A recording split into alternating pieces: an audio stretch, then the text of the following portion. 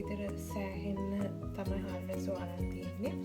ඊට පස්සේ අපි මෙතන අරන් තියෙනවා අමු මිරිස් කරල් 4ක්, සුදු ලුණු බික් 4ක්, කරපිංචා, රම්පේ, රතු ලුණු බික් 2-3ක් ගන්න ඕනේ.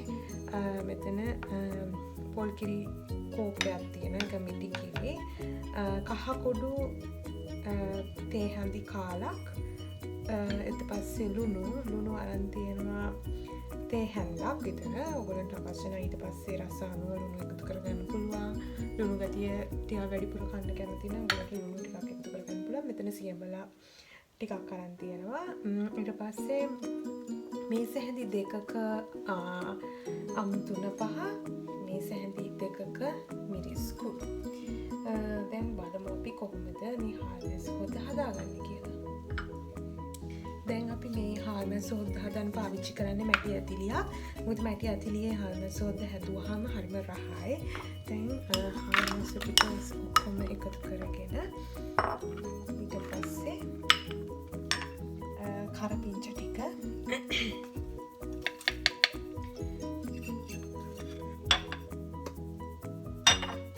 ඊට පස්සේ අපි දාගන්නවා රම්පේ, අමු මිරිස්, සුදු ලුණු,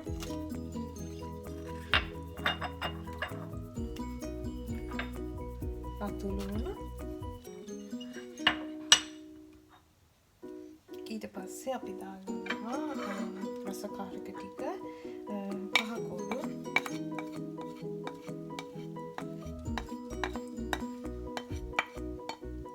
ලුණු. මෙතන කහ කුඩු මම තේ කාලයි, ලුණු තේ හැන්දයි, මිරිස් කුඩු මේස හැඳි 2යි, තුන පහ කුඩු මේස හැඳි 2යි අරන් තියෙනවා. මම මේ ඔක්කොම එකට දාගන්නවා. දාගෙන විතර කලවම් කරලා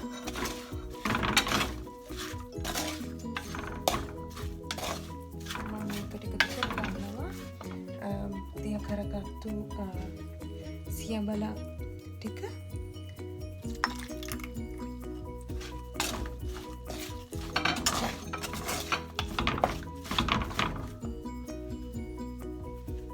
දැන් අපි එකතු කරගන්නවා මේ පොල් කිරි කෝප්පේ.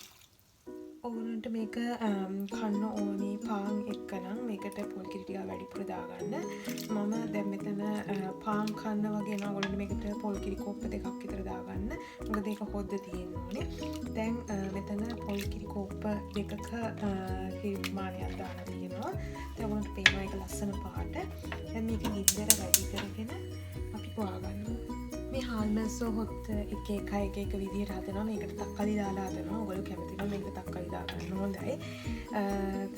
හොඳයි. ඒ වුණාට සමහර අයට තක්කලි ඇලර්ජි, සමහර වෙලාවට ලුණු ගතියට මේක කන්න නම් තක්කලි දෙනවා. මේක ලුණු රහ ටික අඩු වෙනවා. ඒකෙන් හින්දා ඔයගොල්ලෝ කැමති විදිහට මේක හදාගන්න පුළුවන්.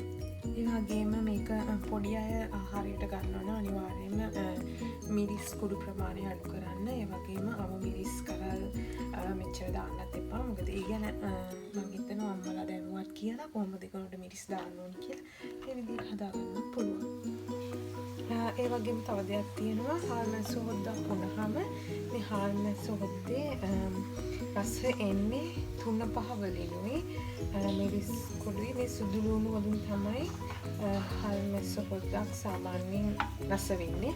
එතකොට එක විදිහට මේ හාල් මැස්සෝ හොද්ද හදනවා. කිරට, මිරිසට, හින්දවල හදනවා. ඒ වුණාට මම හිතන්නේ පාන් වගේ කන්න නම් හරි සම්බහාල් හාලින් හදන බත් එක්ක පොල් සම්බෝලයි හාල් මැස්සෝ හොදී කනවා නම් මෙන්න මේ විදිහට හැදුවාම ගොඩක් රස වෙයි. දැන් මේක විනාඩි 5කට විතර පස්සේ ඔයගොල්ලන්ට හොඳ සුවඳක් එනවා. දැන් ඔයගොල්ලෝ පේනවා මේක කලයක කොහොමද කියලා. මේ හාල් මැස්සෝ හොඳ මිරිස් පාටට කාටට තියෙනවා. මේක ඇත්තටම පාන් එක්ක හරි රස වෙයි. ඔයගොල්ලෝ කල බලන්න. පස්සේ ඔයගොල්ලෝ ගින්දර අඩු කරගන්න. මොකද මේක ඊට පස්සේ මේක මුලදී වැඩි ගින්දරේ පොල් කිරි නටනකම් උණු කරලා ඊට පස්සේ හොද්දේ හාල් මැස්සෝ ටික තැම්බෙනකොට මේක ගින්දර අඩු කරන්න. මොකද එතකොට තමයි මේකේ තුන පහ රහ ලූණු මිරිස්සට තියෙන ඒ රහ හාල් මැස්සෝ හොද්දට එකතු වෙන්න අඩු ගින්දරේ අපි ටිකක් කරා විනාඩි 20ක් විතර මේ හොද්ද හෙමින් නටව ගන්න. හාල් මැස්සෝ හොද්දේ රස එන්නේ විනාඩි 20කට විතර පස්සේ. ඒක හින්දා අඩු ගින්දරේ විනාඩි 20ක් විතර හාල් මැස්සෝ හොද්ද හොඳට නටව ගන්න. ඔයගොල්ලන්ට පේනවා මේ හාල් මැස්සෝ හොද්දේ ලස්සන පාට මේක 3-5 මිරිස් කුඩු හින්දා තමයි මේ පාට ඇවිල්ලා තියෙන්නේ. ඔයගොල්ලන්ට පේනවා මේ හාල් මැස්සෝ හොද්දේ දැන් අඩු ගින්දරේ තමයි මේ නටන්නේ. මේක අඩු ගින්දරේ විනාඩි 20ක් 30ක් නටව ගත්තට පස්සේ මේ හාල් මැස්සෝ හොද්දේ තියෙන ඔක්කොම 3-5 වර්ගවල ලුණු කරපිංචවල තියෙන රස හොද්දට එකතු වෙනවා. එතකොට තමයි පාන් කන්න වගේ හොඳටම රස හොද්දක් අපිට හදාගන්න පුළුවන් වෙන්නේ. දැන් ඔයගොල්ලන්ට පේනවා අපි හදාගත්තු හාල් මැස්සෝ හොද්ද ඇත්තටම ඔයගොල්ලෝ හදලා බලන්න මේ විදිහට මේක කොච්චර රසද කියලා. අනිත් රෙසිපි වලට වැඩිය මේක ගොඩක් වෙනස් වෙයි.